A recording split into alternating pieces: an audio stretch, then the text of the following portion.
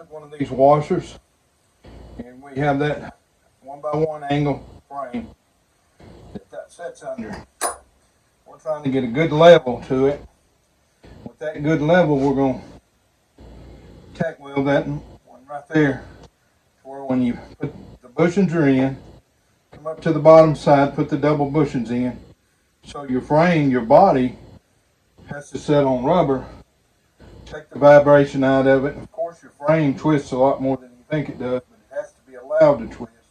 But your factory mounts, your car is sitting on rubber. Your car is not actually even grounded unless you take and run a ground from your frame to your car, or from your motor to your car, wherever the battery's from. That's where you're going to have to run it.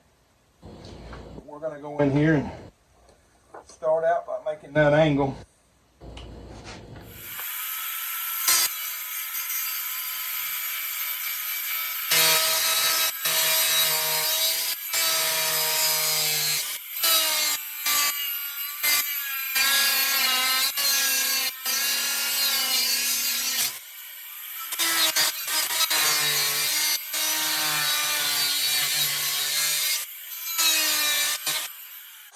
I see a lot of people in a lot of videos using this type of grinder, and they throw it up there, and they grind this and that. And I'm not saying that I'm gonna be the best grinder that you can come up with, but I want to tell you, this grinder will hurt you. Just like just a second ago, we didn't have quite enough clamp right here.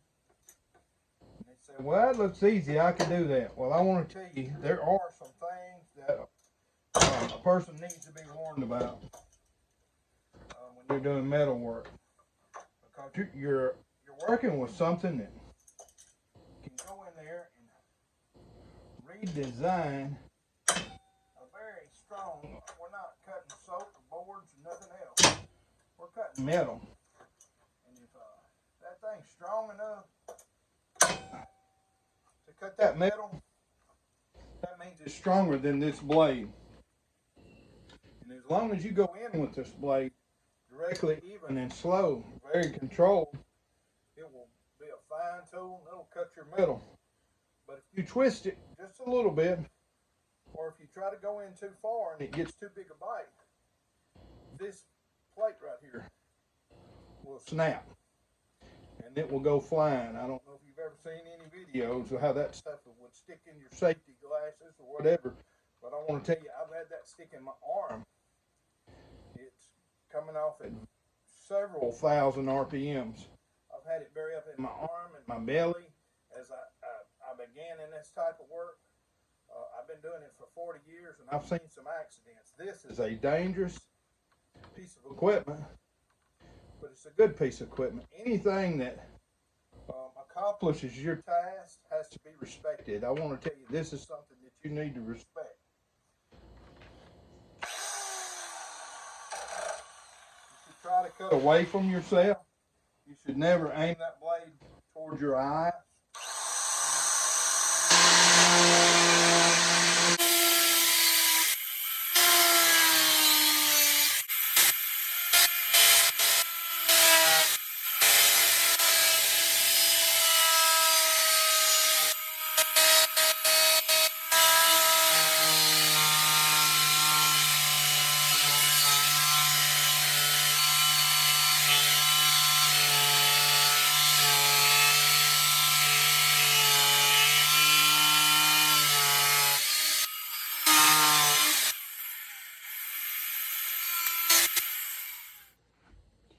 All right, this is what we cut, because we have a corner that we're putting it in, and as we put it in that corner in there, I'll show you in a minute. But the thing, this was our spacing. I'm going to weld these together so they don't move. Everything together, so that will slide right up in that place that we put it. I'm also, after we slide it in there, it's going to be level with that angle iron. All right, it being level with that angle iron, we're going to put this up there, and we're going to tack it in. We're going to square it up, and we're going to tack it in. and that'll be straight over the bushing, straight over the hole, to where that's where the bolt will be. And that whole structure will be tied in with 1x1 angle, and the corner locked in with this support that we've created and tied in well.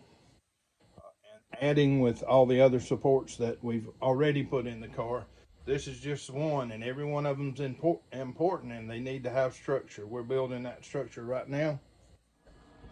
So I got this bushing in here. That rod's got me lining up. That's where my bolt's going to go through. I'm going to lock it in.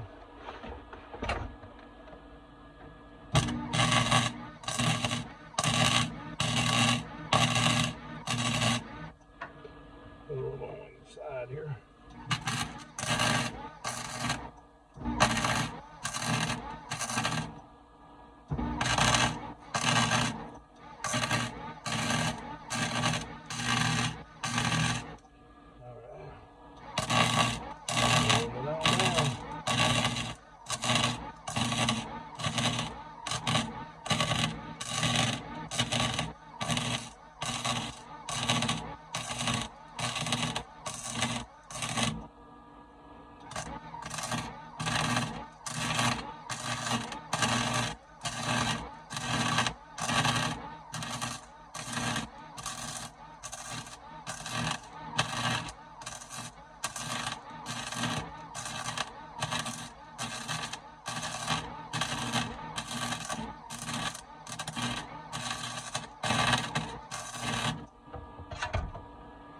Alright, might put a little more on there.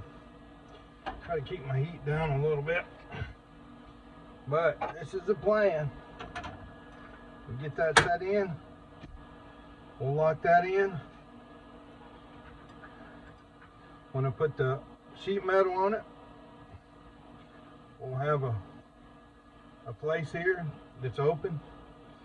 If you ever have to pull that bolt out, you can spray it down with WD-40 and some type of lubricant. But that'll give us our body bolts right there. That's what we're looking for.